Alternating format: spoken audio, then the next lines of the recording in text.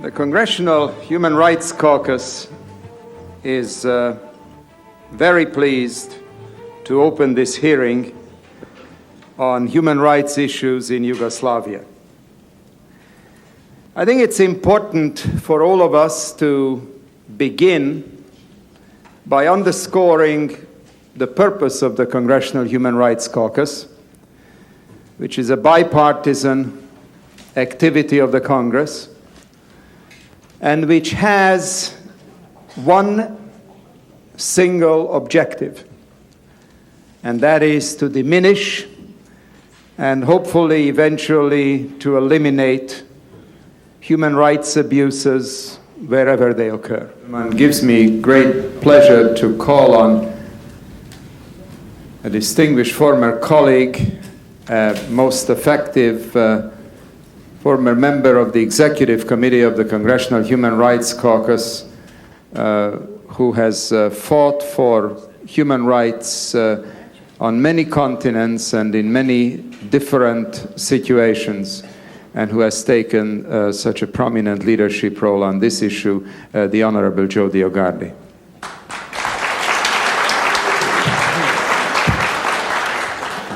Mr. Chairman, I see our good colleague, Congressman Hank Brown there, and I'm wondering whether or not he has other business, and I would be happy to defer to him if he has a statement. I'll be most happy to call on my friend and colleague from Colorado if he would like to proceed. Thank you, Mr. Chairman. I suspect I will learn a great deal coming after our former colleague, so I will defer. Thank you very much. It's all yours, Congressman DioGuardi. Well, thank you very much, Congressman Lantos and Congressman Porter, for all you are doing for oppressed people all over the world. Some of my proudest days in the House of Representatives was as an executive committee member of the Congressional Human Rights Caucus, serving with you on so many issues, including Tibet and Soviet Jewry, and certainly the issue today in Kosovo.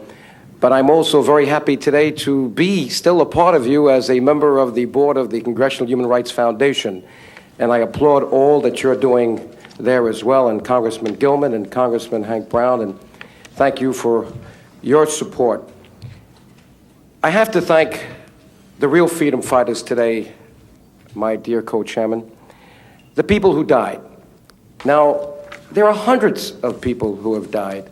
But it's not easy to get information in Yugoslavia, not easy at all. But let's start with the 27 documented cases in 1989 in those demonstrations, and the 34 documented cases early this year in January and February. And let's talk about the Gervala brothers that were killed and shot down in cold blood, along with another civil rights activist, Enver Hadre, and the papers in Brussels. I went there to eulogize him. The family allowed me to go to his funeral.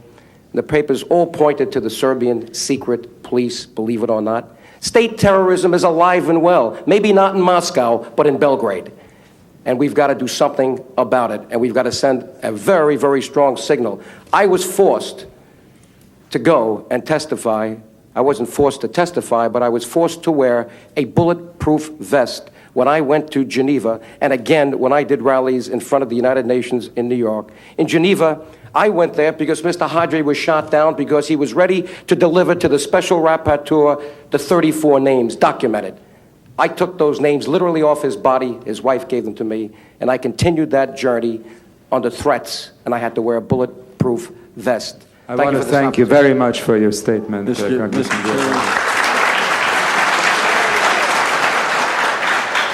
Chairman, Congressman Gilman. I just want to comment that we appreciate Mr. DioGuardi's, Congressman DioGuardi's efforts, not only today but in the past, for his continual fight for human rights, no matter where they may be, whether it's in Albania, whether it's in Yugoslavia, whether it's in the Middle East, whether it's in Ireland, no matter where it is. Congressman DioGuardi has been an outstanding advocate of human rights, and we appreciate his continual efforts. Thank you, Mr. Chair. Thank you very much. Chairman will now call on his good friend and distinguished colleague from the state of Colorado, Congressman Hank Brown. Thank you, Mr. Chairman. Let me extend my thanks to to the Human Rights Caucus for putting on this hearing. Some who don't know America well would wonder why we pay such great attention to human rights around the world. The critics often point out that America has problems too, and indeed we do. But the truth is, we have a special interest. We're not just a country who's made up of many races and many ethnic groups, which we are. It's part of the reason why we take a special interest in human rights around the world. But perhaps even more importantly, we as a people feel we were the first to hold up the torch of human freedom. And while we have many imperfections of our own, we have a continuing interest in the cause of human rights around the world. As the governments of Eastern Europe embrace the idea of freedom, Yugoslavia, who once led the way in Eastern Europe, has not made the progress others have. The democratic forces emerging in Yugoslavia have been met with crackdowns, incarceration of political prisoners, and imposition of martial law. For over a year, Serbian authorities imposed a state of emergency in the province of Kosovo. However, despite oppressive actions taken by the Yugoslav government, democratic political groups have blossomed and are now calling for autonomy and democracy. Since the democratization rallies began last year, hundreds of ethnic Albanians have been imprisoned. According to Amnesty International's 1989 report, many of those jailed stayed in prison for months without being charged and were subject to various forms of torture. State Department's 1989 report on human rights cites the Yugoslav practice of isolation against ethnic Albanians who were involved in the peaceful protest. The report states that 237 ethnic Albanians were rounded up, held for up to 3 months, and were denied access to attorneys and their families. The prisoners were held in Serbian prisons and were subject to beatings, harsh temperatures, inadequate food, and relentless interrogations. Since 1981, the majority of political prisoners in Yugoslavia have been ethnic Albanians.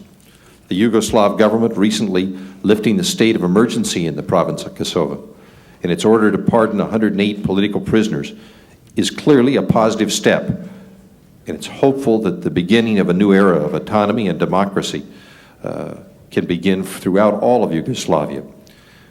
We will have to continue to closely monitor the situation and to ensure that democratic political parties are given the opportunity to hold free elections and the democratic process is given a chance to flourish. Mr. Chairman, I want to thank you for this opportunity, but I want to reiterate, all Americans have an interest in freedom around the world. Where one suffers, one is denied political rights, ones are enslaved, ones are beaten, Americans must speak out. Our voice must be heard. It's proper for us to have this hearing. It's proper for us to voice concern. And let's hope that our concern is contagious around the world. Thank you, Mr. Chairman. Thank you very much.